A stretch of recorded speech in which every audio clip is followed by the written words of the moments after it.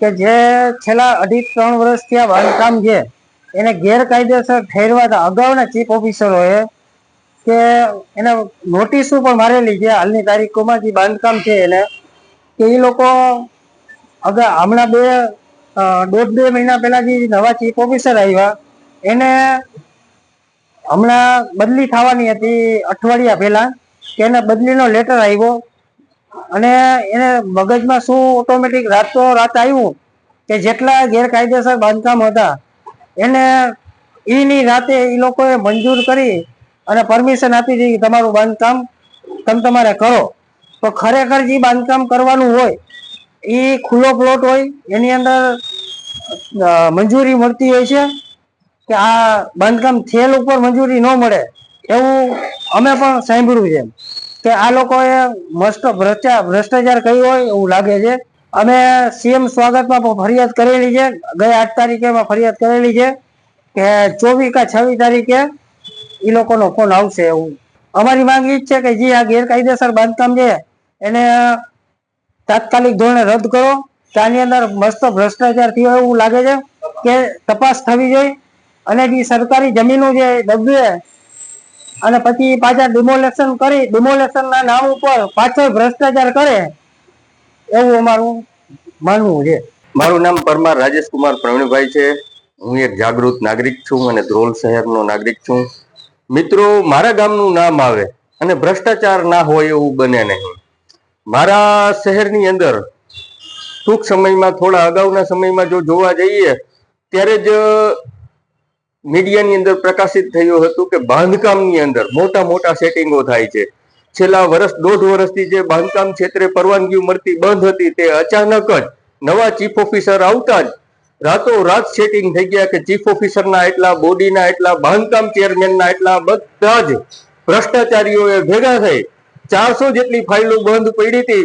એ ફાઇલોની અંદર 1 થી 1.5 કરોડ કમાવાનું મોટામાં મોટું ષડયંત્ર કર્યું. અને આપણે નરી આંખે જોઈએ છીએ કે હમણાં એક સોસાયટીની અંદર, બિલ્ડિંગની અંદર ધ્રોલ નગરપાલિકાના વિપક્ષના કોંગ્રેસના નેતાએ પણ, એ ચૂંટાયેલા સભ્યોએ પણ આક્ષેપ કર્યો હતો કે આ બિલ્ડિંગની અંદર સરકારી જગ્યા ઉપર દબાણ થયું છે. અને અત્યારે નંદનવન સોસાયટી અને પંચવટી સોસાયટી જે રાજકોટથી ધ્રોલ શહેરમાં આવવાનો પ્રવેશ દ્વારનો મુખ્ય માર્ગ છે, આ જગ્યા જ્યાં પહેલા જૂની આંખની હોસ્પિટલ હતી અત્યારે ગફારના ડેલાની વચ્ચે ગાડા માર્ગની વચારે અત્યારે એ 2 માળનું એક કોમ્પ્લેક્સ હતું જેને અગાઉના જે કર્તવ્યનિષ્ઠ ચીફ ઓફિસર હતા એને આ બાંધકામ પરવાનગી આપી ના હતી અને બાંધકામને બંધ કરાવી દીધું હતું. પરંતુ અત્યારે નવા ભ્રષ્ટાચારી ચીફ ઓફિસર આવ્યા છે એને લોકમુખે સાંભળવા મળ્યું છે કે આ બિલ્ડિંગને રાતોરાત પૈસાના સેટિંગ કરીને બાંધકામ પરવાનગી આપી દીધેલી છે. સાહેબ, જો જોવા જઈએ તો નંદનવન સોસાયટી, પંચવટી સોસાયટીનો જે ગાડા માર્ગનો રસ્તો છે, અહીંયા વર્ષો જૂની રાજાશાહી વખતનો પાણીનો, વરસાદી પાણીનો અહીંયાથી નિકાલ છે. આ નિકાલ કાયદેસર સાહેબ કાયદા અને નિયમોને નેવે મૂકી અને બંધ કરી દીધા છે અને ભ્રષ્ટાચાર છે એ સાબિત કરી દીધું છે, માથે મહોર મારી દીધી છે, એને પરવાનગી આપી દીધી છે. આવા ભ્રષ્ટાચારી ચીફ ઓફિસર હોય અને ભ્રષ્ટાચારી બોડી હોય અને આવા ભ્રષ્ટાચારી બાંધકામ સમિતિના ચેરમેનો હોય, આમાં અમારા ધ્રોલનો વિકાસ શું, ગરીબ જનતાનો શું? ગરીબ જનતા જ્યારે પણ સરકારી કચેરીમાં વગર પૈસે જાય છે ત્યારે સરકારી બાબુઓ સાહેબ અમને એટલા બધા નિયમો પરિપત્રો દેખાડે છે કે અમે ભયભીત થઈ જાય છીએ. પણ જ્યારે એ સરકારી બાબુઓને રૂપિયાનું બંડલ દેખાડો એટલે સૂઈ જાય છે. સાહેબ, પૈસાદાર અને ગરીબ લોકો માટે અલગ અલગ નિયમો છે અને અમારે જીવવું મુશ્કેલ છે. તમે જ્યાં જોવા જાઓ ત્યાં ધ્રોલ નગરપાલિકામાં ભ્રષ્ટાચાર જ છે. સાહેબ, મેં 9મા મહિનાની અંદર જનરલ બોર્ડની મિટિંગમાં એક જાગૃત નાગરિક તરીકે બેસવાની મંજૂરી માંગી હતી, મને હજી મંજૂરી નથી મળી. સાહેબ, વિચાર કરો, એ લોકો અંદર કાળા એવા કામ કરે છે કે જાહેર જનતાને અંદર પ્રવેશ અપાતો નથી. હાલ અમારે નગરપાલિકાના હમણાં હાલના તબક્કામાં બાંધકામની પરવાનગી આપેલ છે.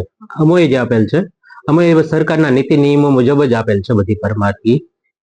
જે જૂની અરજી પેલા હતી પેન્ડિંગ, બરાબર છે.